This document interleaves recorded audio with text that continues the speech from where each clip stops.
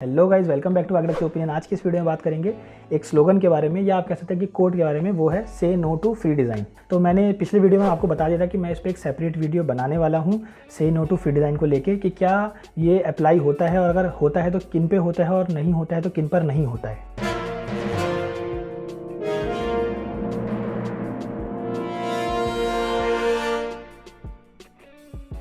तो गाइस, सबसे पहले बात करते हैं कि कोई महान कवि कह गए थे से नो टू फ्री डिज़ाइन, और हम पता नहीं क्यों उस पर बहती गंगा में हाथ धो रहे हैं। अब मैंने ये लाइन क्यों बोली तो ये भी जान लेते हैं। सबसे पहली बात ये कि रिस्पेक्ट योर वर्क।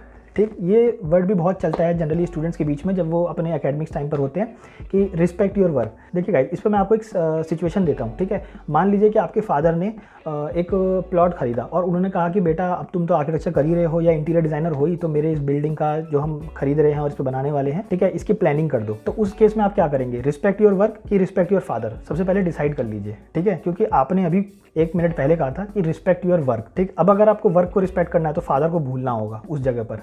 ठीक है, जैसे कि आप रिलेटिव्स के लिए मान के चलते हैं कि नहीं, हमें रिलेटिव्स के केस में रिस्पेक्ट योर वर्क करना है। ठीक, सबसे पहली बात तो ये हो गई। अब सेकेंडली बात करते हैं कि एक रियल केस स्टडी की बात कर लेते हैं। जस्ट फॉर एग्जांपल कि आप ये जो वीडियो है मेरी वो देख रहे हैं मोबाइल पे, या फिर मैं मान लूँ टैबलेट पे, या फिर टीवी स्क्रीन पे, या कंप्यूटर पे। ठीक है, इन्हीं सब चीज़ों पे देख रहे होंगे। अब आप ये वीडियो जिस भी डिवाइस पर देख रहे हैं, वो डिवाइस आप खरीदने के लिए उनके कंपनी के शोरूम में जाइए।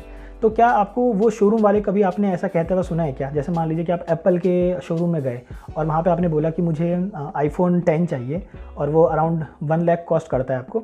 तो वो बोलेंगे कि सर, हमारा तो ब्रांड वैल्यू इतना है, आप तो बस डायरेक्ट सील पैक ले जाओ, डब्बा ले जाओ, डिस्प्ले देखने की ज़रूरत ही क्या है।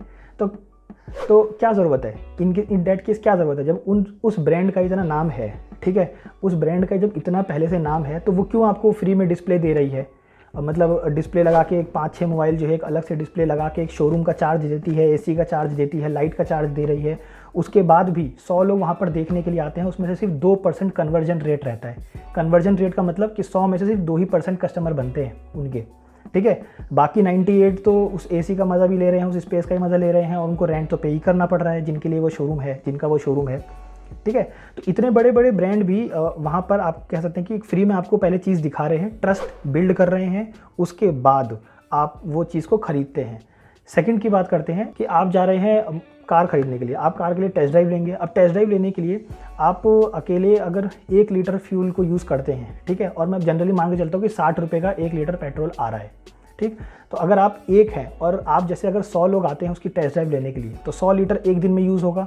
60 रुपये का अगर 1 लीटर तेल है, अगर उसको मल्टीप्लाई करेंगे तो 60,000 रुपीज़ हो गया। अब गाइस, आप मेरे को बता दीजिए, ये 60,000 रुपीज़ कौन पे करेगा?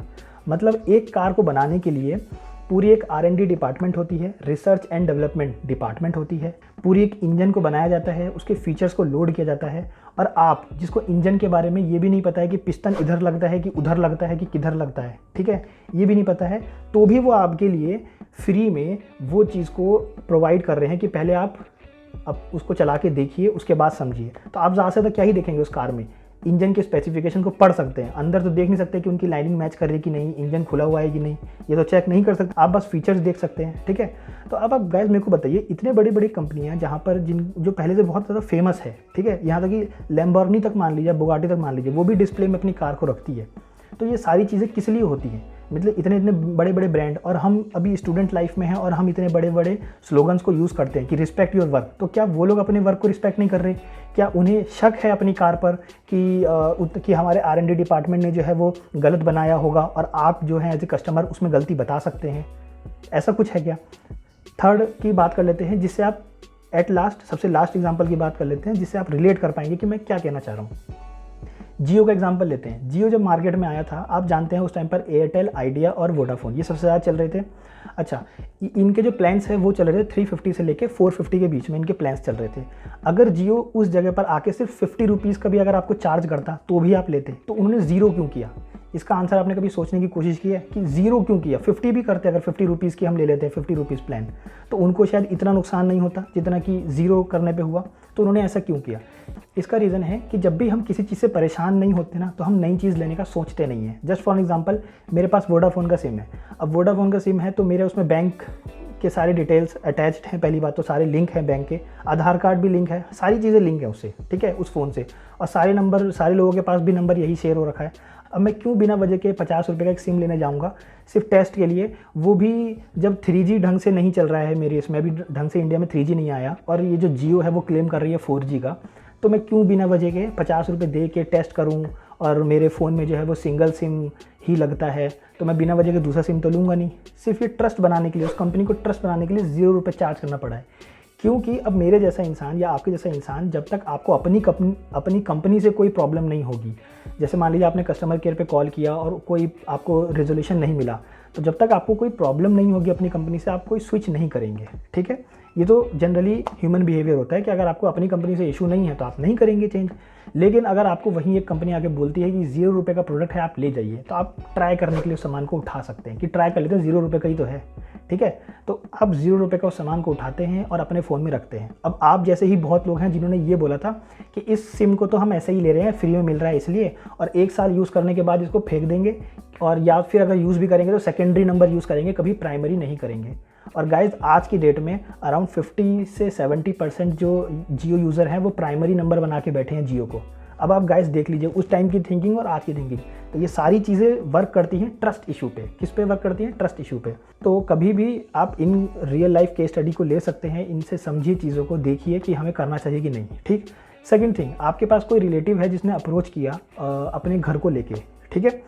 अब घर को लेके अपने अप्रोच किया है और उनको पता है कि आप स्टूडेंट हैं, अभी 4th ईयर या 5th ईयर में हैं, या एक आर्किटेक्चर कोर्स कर रहे हैं या इंटीरियर डिज़ाइनर कोर्स कर रहे हैं, तो उनको घर बनाना है, प्लान करना है, तो उन्होंने आपको जस्ट ऐसे ही टेस्ट कर दिया कि बेटा मेरी थोड़ी इसमें हेल्प कर दो। ठीक है, अब आप कैसे बोलते हैं कि रिस्पेक्ट योर वर्क या से नो टू फ्री डिज़ाइन।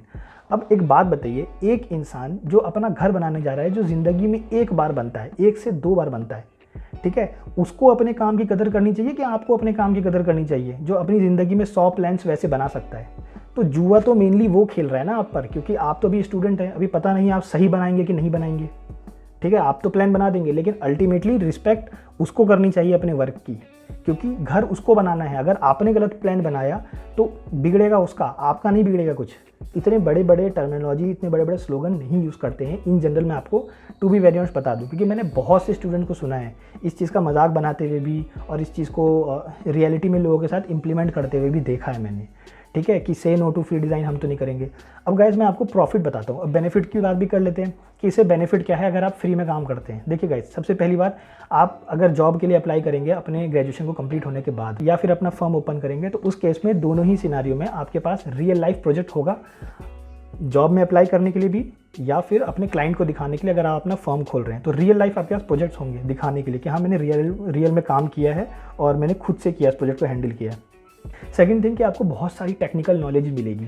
अब आप क्या करते हैं, ये सब स्लोगन यूज़ करने के चक्कर में उस प्रोजेक्ट को उठाते नहीं हैं। तो गाइस अब मैं बात कर लेता हूँ कि ये स्लोगन और कोड्स जो है वो किस पे बना है। देखिए गाइस, जिनका ट्रस्ट इशू बन चुका है, जो एक ब्रांड बन चुके हैं, जैसे कि कोई एक आर्किटेक्ट है जिनको मार्केट में 8 साल 10 साल हो चुके हैं, ठीक है, अगर उनके कोई क्लाइंट पैसा नहीं दे रहे हैं या उनको कोई फ्री में अप्रोच कर रहा है, तब ये पूरा फुल्ली इंडिपेंडेंट हैं उस चीज़ को बोलने के कि से नो टू फ्री डिज़ाइन। और या फिर बहुत से आर्किटेक्ट ऐसे हैं जो मानते हैं कि नहीं, हाँ फ्री में देना पड़ता है, उसके बाद ही उनको काम मिलता है। ठीक है, तो ये अब उन पर डिपेंड करता है। जब आप एक एक्सपीरियंस्ड हो जाएंगे, जब आप एक मार्केट में कूद जाएंगे, ठीक है, मार्केट में एंट्री कर जाएंगे, तब आप बोलेंगे तो समझ में आता है। लेकिन उससे पहले अगर आप उतने बड़े बड़े आर्किटेक्ट्स के स्लोगन को लेके बैठेंगे कि से नो टू फ्री डिज़ाइन, तो ये कहीं से भी जस्टिफाई नहीं होता है। ठीक है, अगर आपको लगता है जस्टिफाई होता है, इन दैट केस वीडियो के लास्ट तक आते आते अगर आपको लगता है कि जस्टिफाई होता है, तो मैं आपको खुद का एक एक्सपीरियंस बताऊं। मैंने जब मेरा फर्स्ट प्रोजेक्ट जो कि फ्री में किया था, ऑल्दो जब मैंने सेकंड प्रोजेक्ट किया तो मुझे फर्स्ट और सेकंड दोनों का ही पेमेंट मिल गया था, लेकिन वो लक बाय चांस था। ठीक है, नहीं भी मिलता और मैंने यही मान के चला था कि मुझे नहीं मिलेगा। तो गाइज उस केस में मैं आपको एक बात बताऊं कि जब मैंने मेरा फर्स्ट प्रोजेक्ट किया था ना, तो उस टाइम पे मुझे पता चला था क्या, जो कि मैं आपसे क्वेश्चन पूछना चाहूँगा, क्योंकि आप तो से नो टू फ्री डिज़ाइन को सपोर्ट कर रहे हैं इन दैट केस। तो कि मान लीजिए आपके पास प्रोजेक्ट आया और आपको एक रूम में आपसे कोई लेबर पूछ दे कि सर पहले जो है टाइल वर्क करनी है, मीन्स फ्लोर पर टाइल्स बिछाएं या पहले पेंट करवाएं।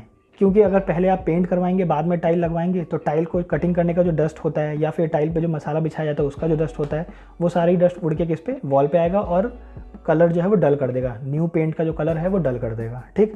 सेकंड थिंग कि अगर आप पहले टाइल वर्क करवाते हैं बाद में पेंट करवाएंगे, तो इन दैट केस जो आपकी सीढ़ी जो स्कैफोल्डिंग होती है, जब वो लेबर जो है वो थोड़ा सा रफली यूज़ करते हैं, तो वो जब घसीट के सीढ़ी को इधर से उधर ले जाएंगे पेंट करने के लिए, तो वो टाइल पे उसका पूरा मार्क आ जाता है अच्छा खासा, ठीक है। तो अब आप मेरे को बता दीजिए इस केस में कि आप पहले क्या करवाएंगे, पहले टाइलिंग करवाएंगे कि पहले पेंट करवाएंगे। अगर आपको लगता है कि आप रिस्पेक्ट कर रहे हैं अपने वर्क की, तो आपको फिर वर्क के बारे में पता होना चाहिए, तभी आप रिस्पेक्ट कर रहे हैं। और अगर आप वर्क का रिस्पेक्ट कर रहे हैं तो आप बता सकते हैं फिर इसका आंसर बहुत आसानी से कि पहले पेंट करवाएंगे कि पहले टाइलिंग करवाएंगे, ठीक। तो आई होप कि गाइस आप समझ पा रहे होंगे कि मैं आपसे क्या कहना चाह रहा हूँ कि देखिए ये चीज़ें आप तभी अप्लाई कीजिए, इतने बड़े बड़े आर्किटेक्ट जो ये बात बोलते हैं तो ये सारी चीज़ें तभी अप्लाई होती है जब आप भी उस मार्केट में पहुंच जाएंगे, जब आप भी उनके पोजीशन तक पहुंच जाएंगे, तब आप अप्लाई कर सकते हैं। तो उसमें कोई इशू नहीं है, ठीक है। लेकिन स्टूडेंट लाइफ में आप बहुत सारे प्रोजेक्ट्स ऐसे ही जाने देते हैं फ्री में, ठीक है। आपको बहुत सारे जो आपके रिलेटिव्स होते हैं वो आपको अप्रोच करते हैं, आपके फ्रेंड्स होते हैं वो आपको अप्रोच करते हैं, लेकिन आप फ्री में काम करने से मना कर देते हैं कि नहीं हमें तो नहीं चाहिए, हम लेंगे तो डायरेक्ट एक्सपीरियंस लेंगे और पेमेंट ही लेंगे। तो गाइस आई होप कि आप ये वीडियो से कनेक्ट कर पाए होंगे और जो मैं बोलना चाह रहा हूँ आप तक पहुँचाना चाह रहा हूँ वो आपको समझ में आया होगा। अगर इन डेट केस आपको समझ में आया है तो प्लीज़ इस वीडियो को लाइक ज़रूर कर दीजिएगा और सब्सक्राइब तो कर ही दीजिए। Thank you.